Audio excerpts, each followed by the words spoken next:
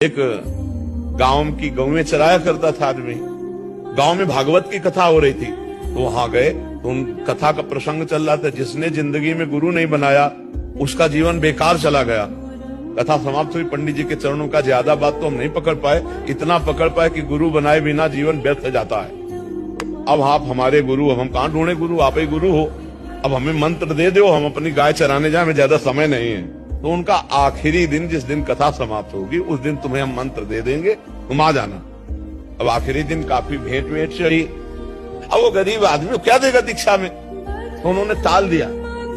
अभी हम भोजन कर रहे हैं, फिर वो बेचारा बाहर बैठा भोजन। अब रबड़ी आदि पाया तो पेशर बना।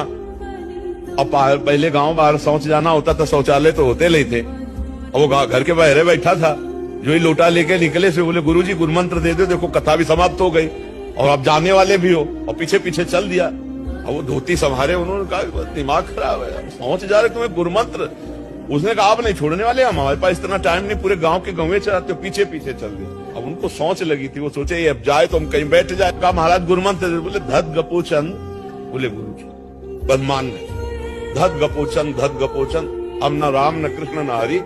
भूले आदमी को भगवान बहुत जल्दी मिलते हैं। भगवान द्वारिकाधीश जी ने कहा रुक्मिणी जी से कि आज हम एक भक्त के दर्शन करने चलते हैं। तो रुक्मिणी जी ने कहा प्रभु हम भी चलेंगे। बोले जरूर चलो, बहुत महान भक्त है, निर्मल भोला एकदम। बोले प्रभु हम पहले देख के आते हैं असली भक्त है आपका कि नहीं। तो वहां गए तो बेचारा धत गपोचंद धत गपोचंद। तो उनका श्री कृष्ण चंद द्वारिकाधीश, बहुत से नाम तो सुने, ये धत गपोचंद कौन सा नाम है भगवान का हमारे। तो उनका ये किसका नाम जप कर रहे हो। अभी तक तो किसी ने पूछा था नहीं था। उसने हल्की सी आंख खोल के देखी, कोई स्त्री है। गुस्सा में कहा तुम्हारे खसम का जपते हैं और किसका जपते हैं। रुक्मिणी जी लौट के आई, बोले प्रभु बहुत जानकार आदमी है। बोले प्रभु बहुत जानकार आदमी है, वो एकदम देखते ही जान गया। और बोला आप सामान्य पति। बोले आपका भजन कर रहा प्रभु, बहुत सर्वज्ञ भगत है। भगवान बहुत मुस्कुराए।